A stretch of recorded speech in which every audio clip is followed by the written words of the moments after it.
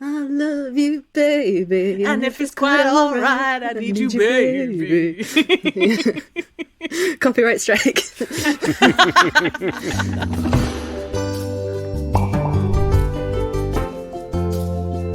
Rusty Quill presents Enthusiasm.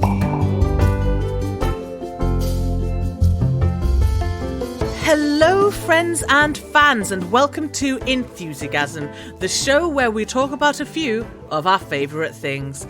I am your host, Helen Gould, one of the best Rusty Quillers, and today we're talking about the genre of rom-coms, and I am besotted, enraptured, head over heels to be joined by Kareem, Maddie, and Morgan.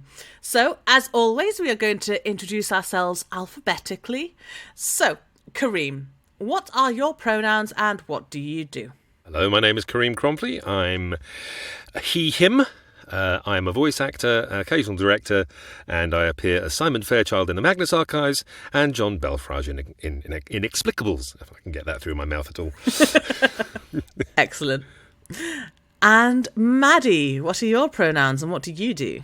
Hello, my pronouns are she, her. My full name's Maddie Searle, and I am the previous lead editor for Stellar Firma, previous director for Inexplicables, and director for the upcoming Chapter in Multiverse actual play show. Hooray! You can say it in public now because we've announced it! Yeah! Oh. Thank goodness. And there was much rejoicing. Yes. And finally, Morgan, what are your pronouns and what do you do?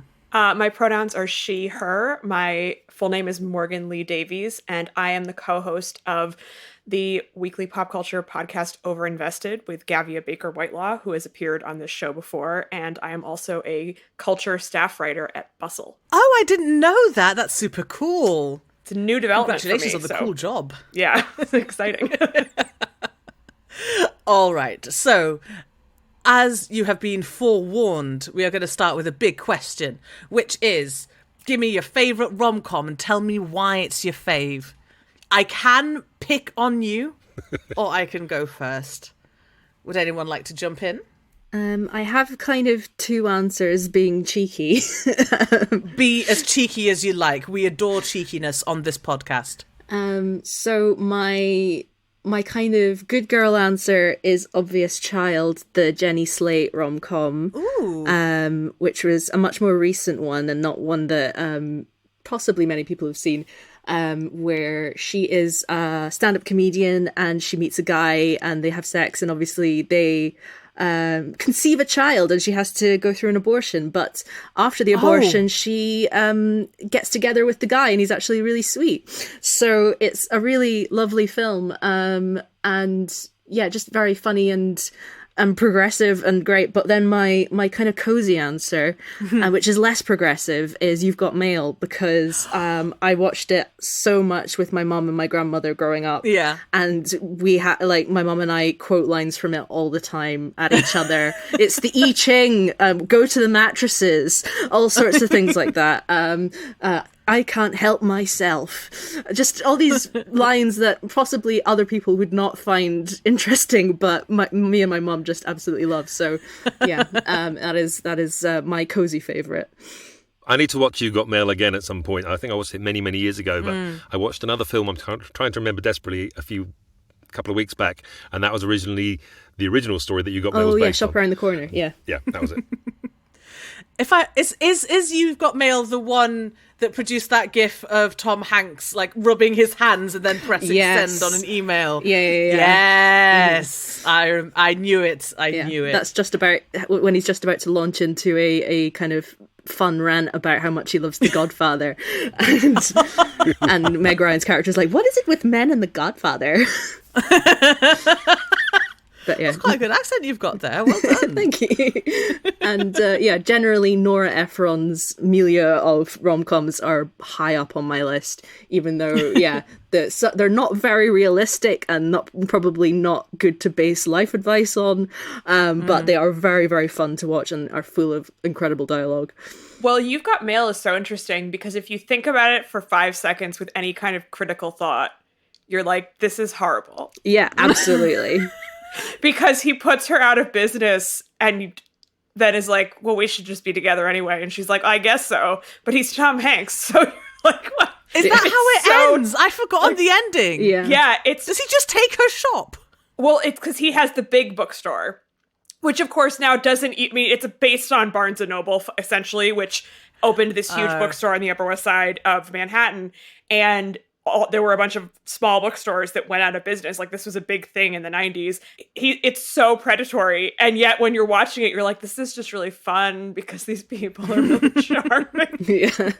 One might say is that a fairly common theme with Nora Ephron generally? Because I watched when Harry Met Sally the other night, and it was like, yeah, Harry's an arse. Yeah, Harry's horrible, but the film's great. At the beginning. But I mean, so this is the thing, right? I don't tend to like rom-coms as a genre, but there are specific films that I quite like. And the reason that I don't tend to like them as a genre is often because I'm like, who the hell is this guy? Why is, you know? Yeah, absolutely. For audience benefit, I made very rude gestures with my hands just then. But in similar vein to the earlier comment, it's Billy Crystal saying, he could do no wrong as far as I'm concerned, pretty much. So, Kareem, what's one of your favourites then? Well, When Harry Met Sally. Yeah. Frankie and Johnny, and I suppose the all-time classic favourite, possibly one of the funniest films of all time, Some Like It Hot. Oh, yeah. Which has got the best final line in any movie ever, I think. Joey Brown socking it to us. Why do you like those ones? I suppose they were a formative time of my life. They were sort of popular at the time, and I'm a soppy date at the end of the day, and I just like a nice, fun, and you see the struggles that are happening. You know you want them to get together, and they're just going to overcome what's going on between their lives. I mean, Frankie and Johnny has. It's so much more the sort of two tortured souls who've had really crap lives till this point, and they're just finding their sort of kindred spirits and overcoming their own sort of challenge. It's that struggle to overcome the things that get in the way until they finally get, resolution and happiness, I suppose, or whatever level of happiness they can hope for or dream for, I suppose, is the thing. Yeah, it's that wish fulfillment, isn't it? Yeah. Yeah. What about you, Morgan? What's one of your what are your favorite rom-coms? Well, as I mentioned before we started recording, I really love the classics from the 30s and 40s, of which The Shop Around the Corner, for instance, is from that era. And I was very keen to be on this episode because I just love those old movies. And when I was growing up, I remember being in middle school, and the big thing at a sleepover was that all the little girls would get together and watch a romantic comedy. And I would be the one girl who was like, I don't like girly things. I don't want to have to watch a rom-com. And I think that was partially a function of kind of internalized misogyny, but also that the romantic comedies that were coming out when I was in middle school, which was around the early aughts, sort of turn of the century, were quite bad. They just were not good movies, and were really sexist, as you were saying, Helen, that a lot of these films, especially the ones that have come out in more recent decades, are kind of awful. And what I really love about these old movies, paradoxically, is that they are way more progressive, and especially in terms of the gender relations, you can watch these female characters have a lot of spunk. Bringing Up Baby, for example, is one of my absolute favorites. And in that, Katharine Hepburn plays this total lunatic woman who basically just decides that she has to marry Cary Grant. And Cary Grant is like, what is happening to me? I don't understand. And normally we think of Cary Grant as this really suave guy. And in that movie, he plays a paleontologist who doesn't know how to talk to people and just gets taken over by this rich lady who's just no, I'm going, you're gonna fall in love with me. And it's so funny and dirty without them being able to sort of explicitly talk about sex. So that's one of my favorites. I really love His Girl Friday, which is another Cary Grant film, which is just they talk so fast. It's so sharp. And he plays that kind of asshole in that. But part of what's charming to me about that movie is that there isn't really any sense of chivalry from him, but it's because he takes the love interest really seriously, because they're both newspaper reporters, and like paradoxically the fact that he doesn't always treat her very well is a sign of respect, because they're both professionals. But the one I love the best is probably Holiday, which is from 1938 and is by the people who did the Philadelphia Story, which is a little bit more famous. But Holiday is Grant and Katharine Hepburn, and it's just like more sentimental and less kind of zany as some of the other screwballs, but I really love it. And yeah, I mean, I could go on and on, which I'll stop, about all the movies from that era, but I think there are so many of them, and it's a little bit of a lost art to do those romances. Because they actually made movies for women in the 30s, which doesn't really happen anymore. Yeah. So. It's because women were the primary people going to cinemas back then. That was the thing. Oh, really? Play to the audience. Yeah. Oh, that's interesting. I had no idea. Yeah. I was the producer on a podcast called Women versus Hollywood. And I learned a whole bunch of interesting things about very early Hollywood. And for example, like in the 20s and stuff, women were kind of seen as the arbiters of good taste and kind of moral purity. And so if women liked it, then that was good to go. Whereas that then when the studios came in and it all went much more corporate and Wall Street and big finance, then the very masculine values that still kind of pervade today came in. So yeah, I just find that like the earlier era of Hollywood very interesting. Even though I didn't know as much about it until I worked on this podcast. Can I plant a flag in the sand for audio drama? Oh, in what way? I love margaritas and donuts. It's just so cool. What's it about? It's a rom-com. Faith McGuinn did Margaritas and Donuts, Observer Pictures. It's about two people who work in the same building. The guy's a dentist, the woman's a pediatrician, and yeah, she's damaged from previous relationships. He just thinks she's really nice and like to go out with them, and it's the various. Can he convince her that he's actually a nice guy, step by step? It's so nice to have a nice rom-com on audio drama as well, because given audio drama is so heavily genre-based and all this kind of stuff, it's really nice. Yeah, I really enjoyed, I think it's called Fan Wars, The Empire Claps Back as well. Oh, yes, yeah. Like two very opposed Star Wars fans arguing with each other online and eventually coming to an understanding. Yeah, I loved that. I love the idea of, like, I'm a big fan of, like, what do they call it? Epistolary?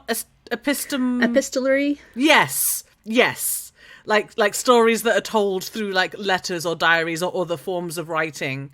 And I really love romances that are told like that. Isn't rom-com just an escape for those, from given the fact the world is a bit rubbish around you, wherever you happen to be, and you get to go somewhere nice?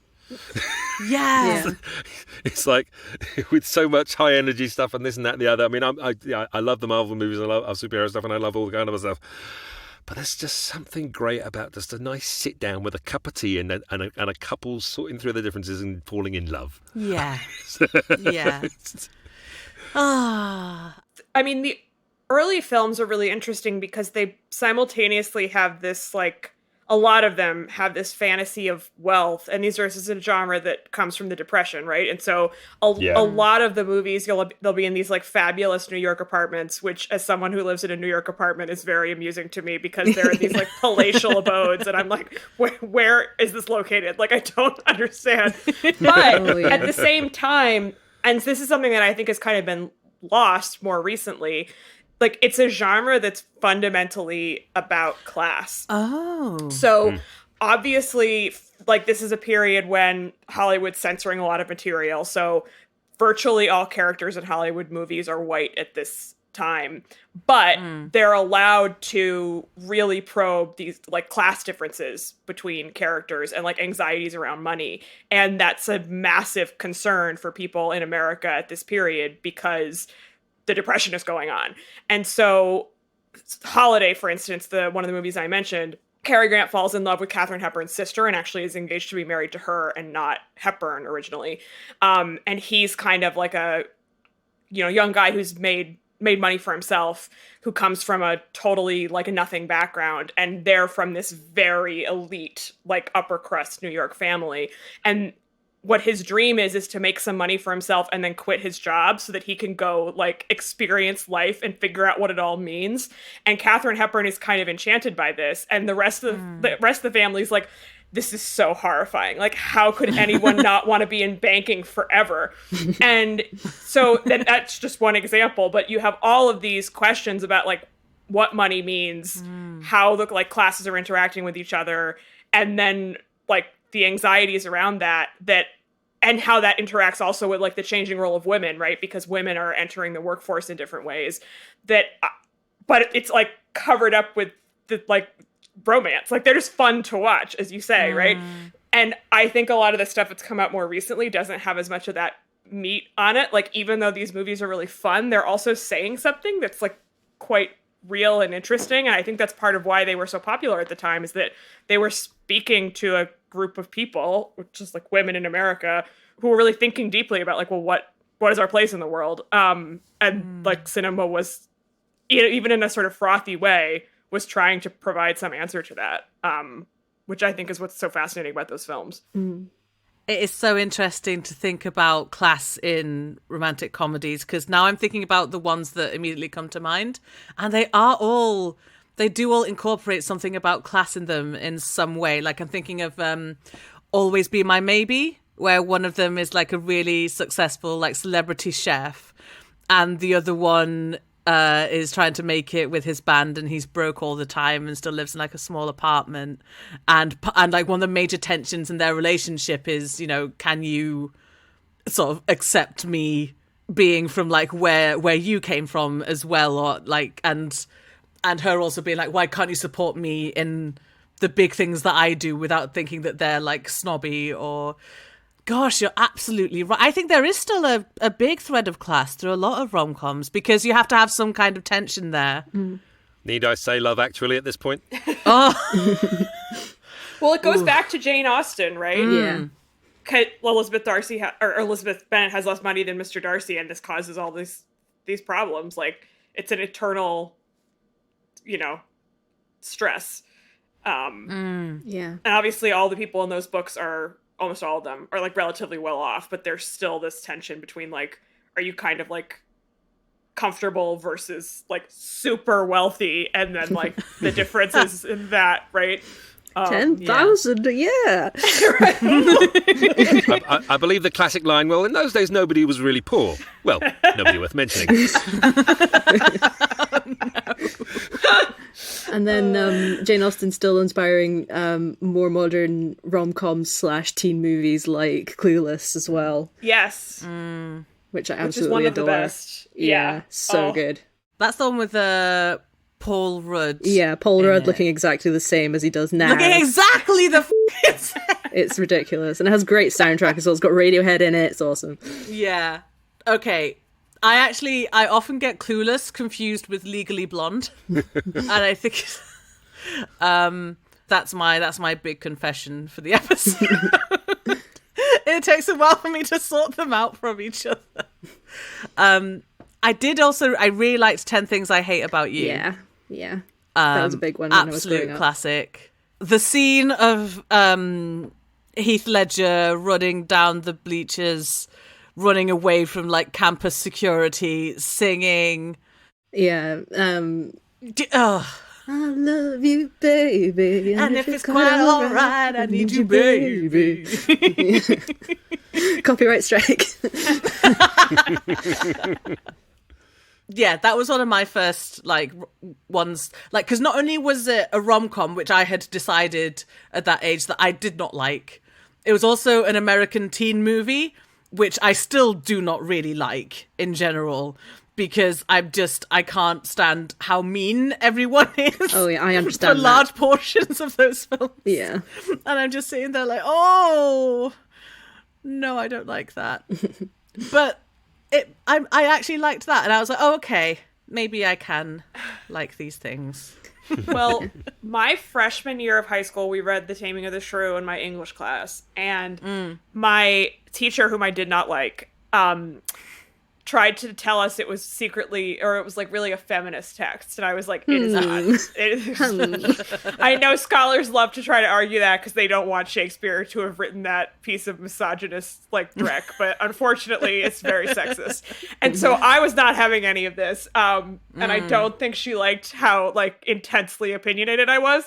But we also watched that movie, and I was like 14, so of course I was peak age to be like, I don't like this movie about teenagers. It's very silly, and I hate this play. And then I didn't watch it again for like 15 years. And love Heath Ledger, like one of my favorite actors, and was like, I gotta rewatch this. And it's so charming. Like, I don't think it's perfect, but I think that era, like 90s to early 2000s era of like a lot of teen stuff, but I feel like Legally Blonde is in a very similar zone of like poppy feminist stuff that is very deliberately feminine, but also really smart and spunky that Hollywood was doing at that time, I think has aged really well. That I was not in a place to appreciate while it was coming out, but now I can be like, oh yeah, no, that was really fun. Yeah. Let us all forgive our teenage selves. Yeah. Oh, I was such a music snob when I was a teenager. It was awful. Yeah, I had a friend like that, but he actually did have extremely good music taste and put me on to a lot of really good people. So I also forgive him. Hey, I grew up in the 80s. I've got no excuse. Oh my gosh. But you I was about to say Heathers, but that's not really a rom-com, is it? Yeah, it's a teen movie, but it ends quite bleakly. It's a goth rom-com, maybe, you know. I fell asleep when I've only seen it once, and I fell asleep in the middle of it, and I woke up and everyone was dead, and I was like, what happened? The Heathers musical is fun. I think the film was a bit too bleak for me, but adding a bit of peppy music to it kind of spiced it up for me. Hilarious. But yeah, I think a recent favourite of mine is still Always Be My Maybe, because even I like so many different romantic tropes, but one that I always forget that I like is the friends to lovers thing. I really love the idea of like, what's that really cliched way of putting it, where it's like, it was in front of your face all along kind of thing. And like the uncertainty of that, I love. Yeah. And it was also very funny. And Keanu Reeves turning up and being like a ridiculous, exaggerated parody of, in fact, not even a parody of himself, because the character Keanu Reeves that Keanu Reeves plays in Always Be My Maybe is nothing at all like what I think the real Keanu Reeves is. Well, he's so known for being like such a nice person. Yeah. And if you read any interview with him, it's so apparent that he is really smart and just like likes to hang out with his artist girlfriend and like read books in translation. Like that's his idea of a good time. And so and his willingness to be in that movie speaks to his complete lack of vanity, right? Yeah. I didn't love that film, but I thought all the stuff with him was like I was crying with laughter. He was so funny. We're gonna have to have a list of these things so we can all go back and watch the rest of them afterwards. Yeah, I'm making notes of the ones I haven't Laurie, seen. I hope you're taking notes.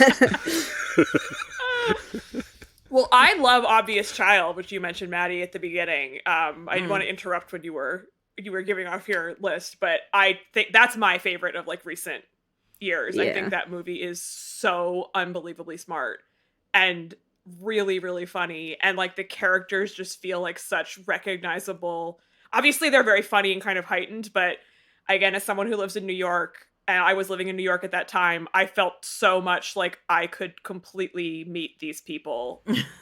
And yet it feels not like a like mumblecore-ish like indie movie. Like it very much is like a constructed rom-com, and pulling off both those things at once is really kind of amazing. And it's political without being like annoying. Yeah, absolutely. Which is also impressive. Yeah. Just even like the scene with her having dinner with her dad, you're just like, oh, the family dynamics in this just feel so real. Out of interest, has anyone seen Last Christmas? with No. Emilia Clarke and Henry Golding? No, I remember it coming out and I read the plot summary, but I have not actually seen it. Yeah. Because the plot summary turned me off. I think I was working in a cinema when it came out. Yeah.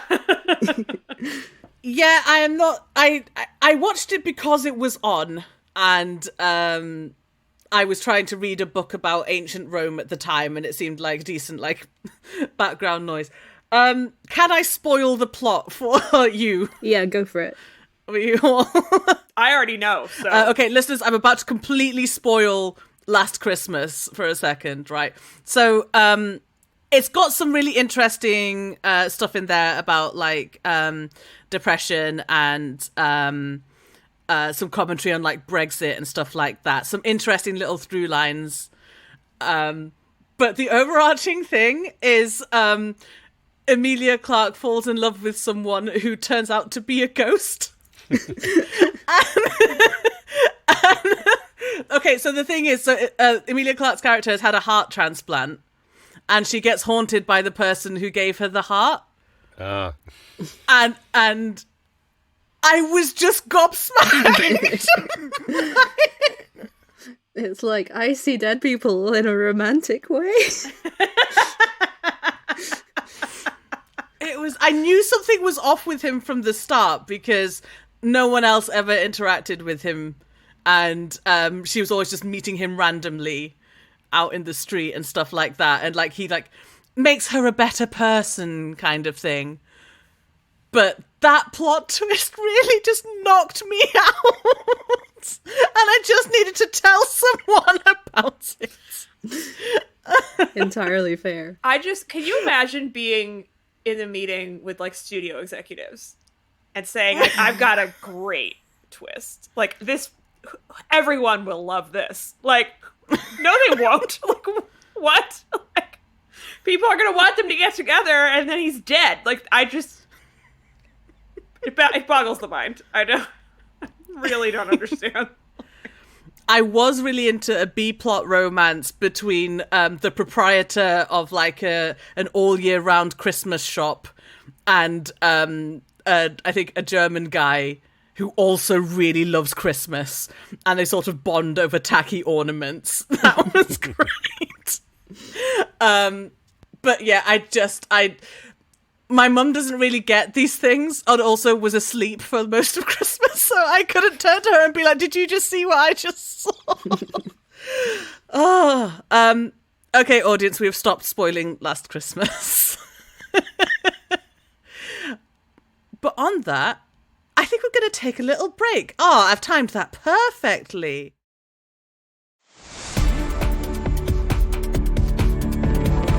Hey everyone, Mike here, voice of Tim Stoker from the Magnus Archives, and I'm here to tell you about our new YouTube Let's Play series, NPC, New Player Challenges, launching February 2022 on Rusty Quill's new channel, Rusty Quill Video.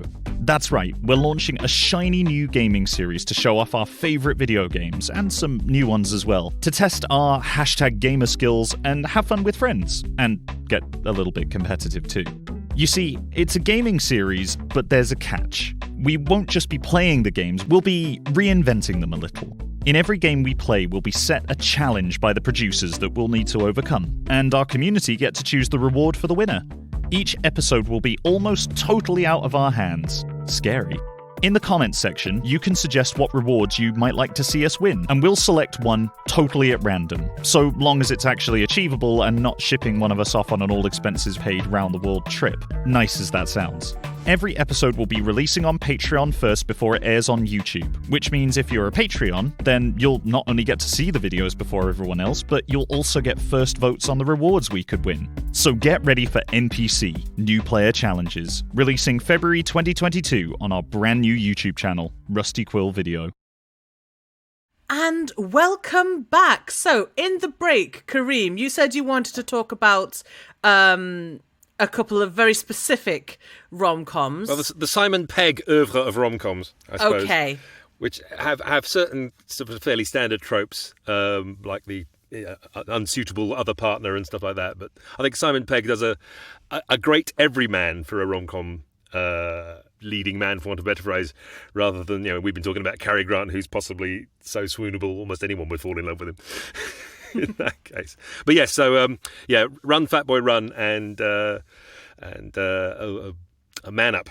So what are those about? I haven't seen either. Run Fat Boy Run is Simon plays a character who's at the beginning of the film is about to get married to his heavily pregnant girlfriend and runs away from the wedding. Oh yes, I'm scandalised.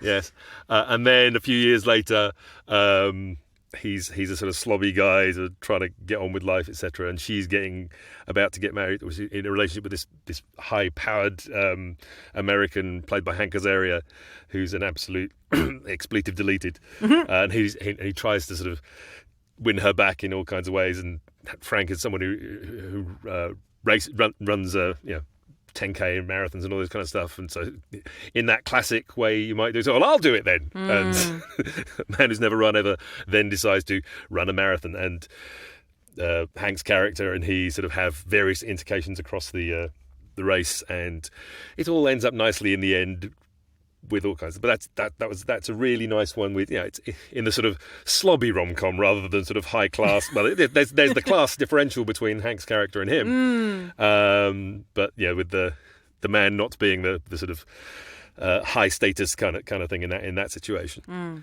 And Man Up, he goes on the wrong blind date. So there's that trope. And that's with Lake Bell, famous for doing lots of voiceovers and stuff like that as well. And they go through all kinds of stuff around London on this wrong date. After a while, they realise they're actually on the wrong blind date, and hilarity ensues. But they eventually get together with the right people, and they realise they're actually the wrong people, and they get back together in the end. It's really nice. Oh, that sounds fun. Although that's not actually a trope I've come across a lot, the wrong blind date one. Is that something that the other two of you have? Is that a... No. I don't think so. Oh, that's interesting. I think it was one of the early appearances of Phoebe Waller-Bridge as well, was in Man Up as well. So. Interesting. Very cool. Those are real cool fun. And even something like Shaun of the Dead has a lot of rom-com elements to it, despite the fact that it's chock full of zombies. That's a horror-com. Yeah. A rom-com, right? Yes. I would also put my hat in the ring for Venom being a rom-com. But, I'm trying to catch up with my superhero movies, and Venom's on my list. I haven't got there yet. It's so silly, but I love it very much. Both of them, in fact. Especially because the second one is like... they break up and then get back together in it, basically. Like, they have a fight and, like, Venom, like, storms out and everything and, like, goes on, like, a journey of self-discovery and then realises, I miss Eddie. They're very silly films, but they have such a big place in my heart, and I will kill and die on this hill. They are romantic comedies about a man and his alien. The first one is like explicitly structured as such. I mean, isn't it? Yeah. And the marketing team was marketing it that way after it came out and did so well. So they clearly knew what they had on their hands. I think everyone involved in those movies understood that they were making like weird performance art for Tom Hardy. So like, the Marvel people had to pretend or sincerely believe that everything they're doing is really serious and important, and I don't think that anyone involved in Venom was under that delusion, except perhaps Tom Hardy himself, and everyone else was, like, facilitating that for him, which, you know what? Great. That's fine. Sounds like Robin Hood, Prince of Thieves. Everyone realised it was a panto, except for Kevin Costner.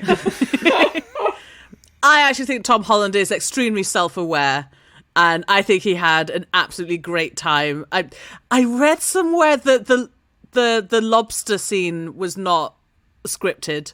No. So Kareem, there's a scene where Tom, I need to call him Tom Holland then, where Tom Hardy just climbs into a tank of lobsters And you know what? Mood.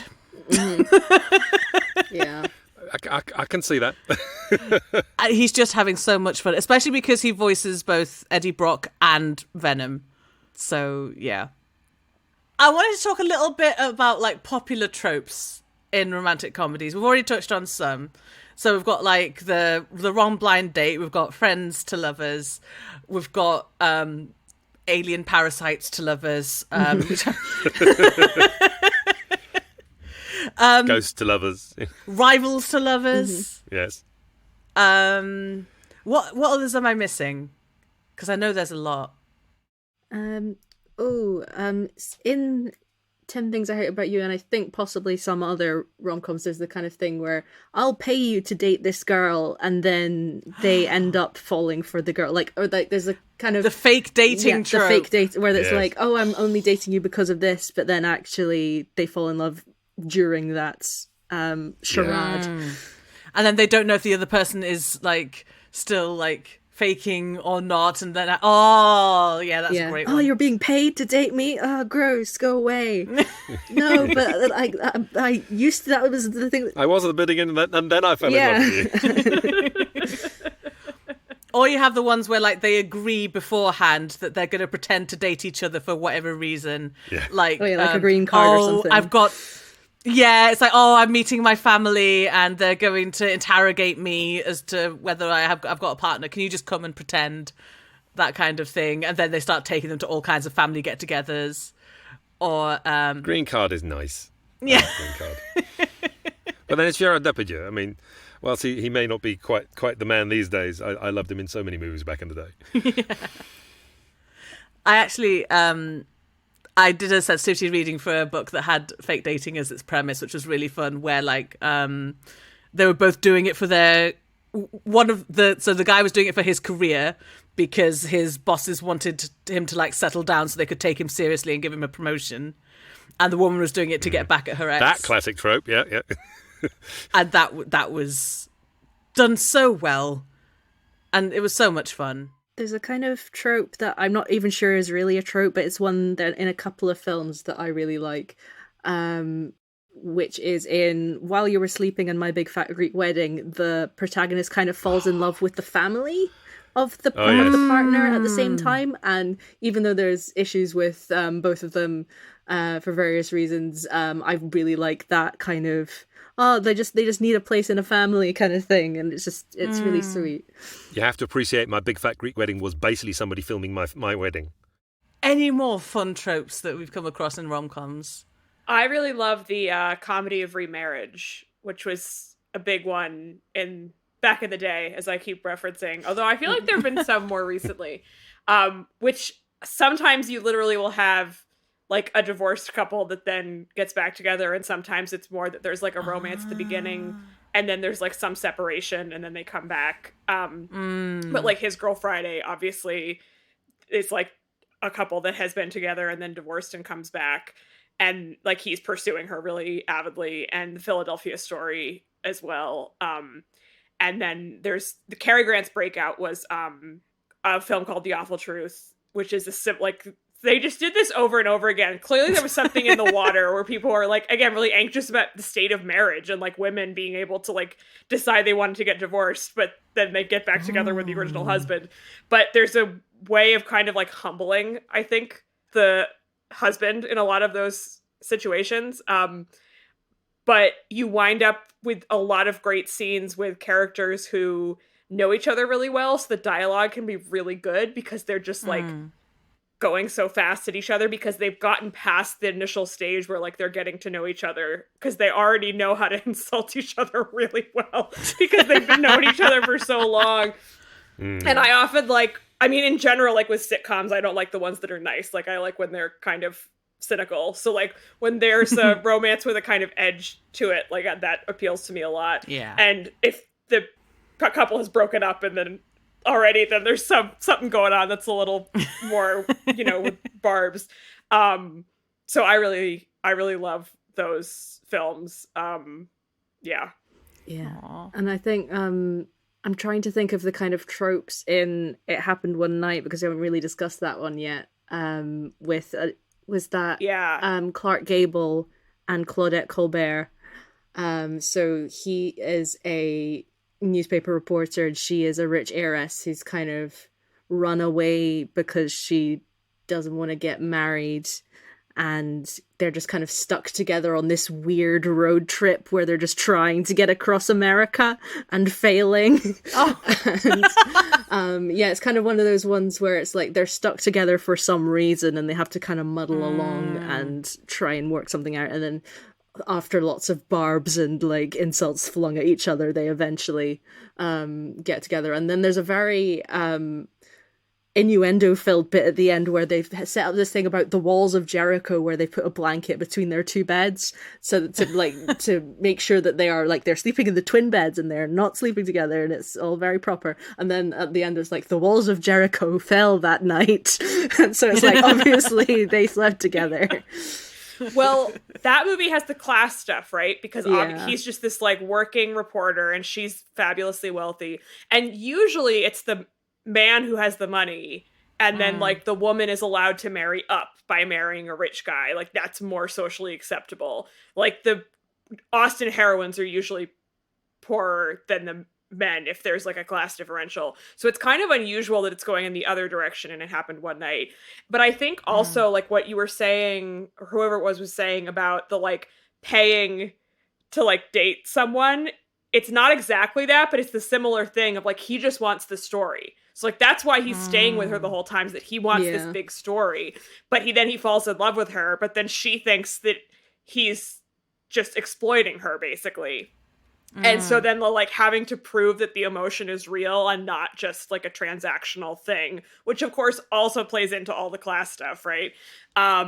Is really interesting.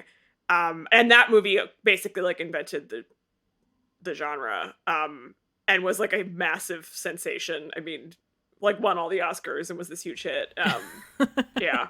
And was like very racy, like just before the Hays Code kicked in. That movie's like on the border. Yeah.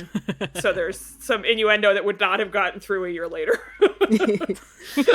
Yeah, because isn't there a scene where she, like, to hitch a ride, shows off her shapely leg? Yes. Very, very scandalous. risque. Yeah. He should have shown off his shapely legs. I think he does actually. Does he? Oh, I think he tries and it doesn't work. Yeah. 'Cause he's like, well, I can. You don't know what you're doing. Like, I know how to get through this country. Like, you're just this clueless, rich girl. And she's like, I have some skills. Like, trust me. And her abilities are like exploiting her femininity, right? Which he doesn't know anything about. Yeah. Yeah. I do like that trope of like being stuck together, sort of by accident or unwillingly. There was a trailer for a film that was quite interesting where like they have a one night stand and then they get like snowed in or something into his apartment, or there's like some kind of blackout or something and she can't leave, but she's decided in the morning that it was all a big mistake and like thinks he's terrible, and like they're both like, yeah, it was a mistake, and then over like the 48 hours or whatever it is, they get to know each other and decide, oh, all right, you're okay then. But I cannot remember the name of it for the life of me. I never actually saw it, so.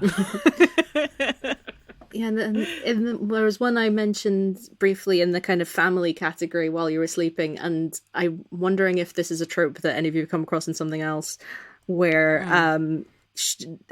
Sandra Bullock's character falls in love with this guy just kind of because he's pretty in her vicinity, and then he falls into a coma and she pulls him off the train tracks at her job where she works as a ticket officer, and the family assumes that she's his fiance, and so that's Is that while you were sleeping? While you're sleeping, yeah. And so there is that trope of they've accidentally told a lie and then they can't go back on it. But she ends up, while they are waiting for the original guy to come out of his coma, she falls in love with his brother instead, played by Bill Pullman. So yeah, I mean, Bill Pullman actually gets the girl? yeah, because in Good grief. That's genre breaking. Sleepless in Seattle, he's awful, he's terrible.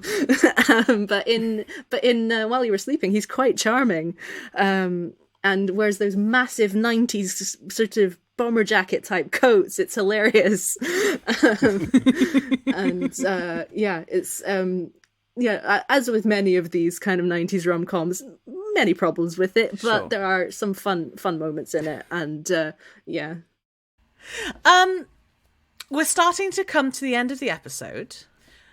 I'd be interested to see if any of you have any favourite couples from rom-coms, like any people who like ended up together and you're like, yeah, that's good. That's a very good question, and I'm immediately stumped. I'll need to have a think.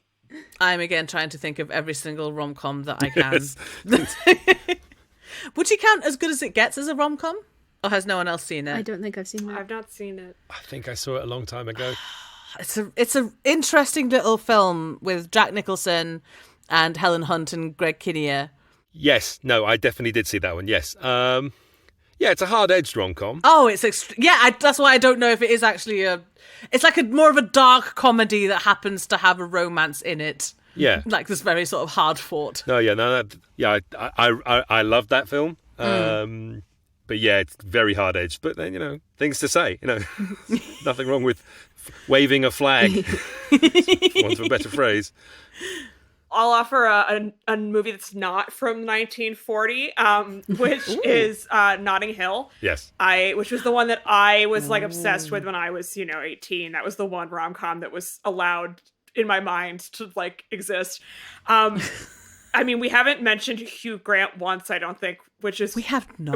I mean, obviously he's in Love Actually, but it is pretty crazy that we haven't talked about him because he's such a key part of the 90s and on in this genre. The Richard Curtis oeuvre. I could have spent 45 minutes talking about Richard Curtis movies, but it would have got done. Yeah. And I just was totally infatuated with him when I was, 18 years old. But I think what works so much about Notting Hill is that it's simultaneously this complete wish fulfillment fantasy. Like, of course, we're all like, of course, if I met a movie star, they'd just fall in love with me and it would be really great. But the movie has enough of a, like, little bit of a realistic edge to it. Like, it actually isn't great. Like, she's hounded by the paparazzi and this like, normal guy is just like, this is very weird and uncomfortable for, like, everyone. And... like Julia Roberts obviously is incredible, and she's playing someone who doesn't feel like just this like dream lady. Like she feels like an actual human. Like she talks about like her like eating problems because she's pressured to be skinny all the time, and that she's like had worked under her face, and obviously it's all interacting with her star image at the time, right? And I just find like their chemistry so great, but also it just feels like they're humans, even though it's of course this like big sort of confection, and the supporting characters are so good too that adds to the feeling that it's actually happening. So I really love that one, and I love the two of them in that. Yeah, it's beautiful. Aww. Yeah, I think in some ways I'm a bit cynical about the pairings in romantic comedies because I was kind of thinking about all the ones that I have on my list, and I'm like, most of these are, the guy's probably a bit dodgy, not sure. But in My Big Fat Greek Wedding, because the kind of courting romance aspect isn't as prominent, and it's like they fall in love and then the plot happens. You've kind of got this solid base of like a pretty good relationship where he is willing to go through all these hoops for her Greek family to kind of get to the marriage bit. And it just seems like they're a good partnership, and they obviously have difficult moments, but he just seems like a decent guy, just like an ordinary decent guy. And so that's kind of my pick for like, they seem like they could have a long and happy relationship. But there's that whole concept in comedy. You've got ordinary people in extraordinary situations, or extraordinary people in ordinary situations. And he's obviously the ordinary and the extraordinary scenario. Ian Miller. Do you have a favourite couple then, Kareem? Oh God.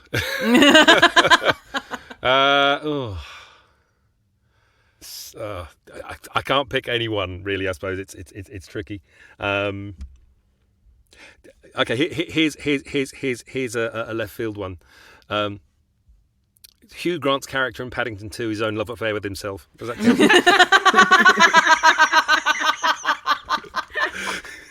Yes. Felix. Amazing, incredible, and realizing, having been such the actor of his thing all the way through, his first day's filming was the prison song and dance routine, which was brilliant. Oh, that's very good. And then going from that to watching him and Ben Whishaw in the story about Jeremy Thorpe. It's like, why is Felix and Paddington doing that to each other? Very English Scandal. I rewatched that recently because I'm a big Russell T Davies fangirl, and I was like, yes. Yeah.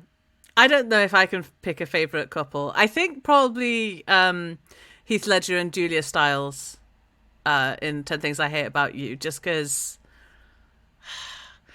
I guess for me, they're my favourite couple because I had a crush on both of them. Very fair. And very, very valid. And then they ended up together, and I was like, okay, that works too, I guess. I also can't believe we haven't mentioned Bridget Jones, now I think about it. Yeah. Where we have both Hugh Grant and Colin Firth. Yeah. I love that movie. That's one of my favorites. And that, too, I think is just, like, incredibly well written and doing so many interesting things with people who are already famous, right? Like, it's playing into what we already think about these people and how we feel about them in, like, really clever ways. Yeah. Obviously, the fact that Hugh Grant, we weren't used to him playing horrible people yet. So then it's just, like, I think the movie's fantastic. Yeah, he's the Mr. Wickham. I have remembered who my favourite couple is. Oh, go on. Colin Firth's Uncle Jamie and Aurelia from Love Actually. Aww. Because that proposal scene, that's just a gut-punching lover one. Lovely. Right. I think we're at the end of the episode now. This has been really nice. Talking about love and stuff. We should do more of that. Thank you, listener, for listening along with us. I hope we touched on a couple of your favourites. Sorry again for spawning Last Christmas. We will mourn for it. It's just so wild. But yes, thanks for listening. Thank you, my guests, for coming on and talking about rom-coms with me. This has been so much fun. But for now, it's goodbye from me. I'll see you in the next episode. Would you all like to say goodbye then? Goodbye. Bye, everyone.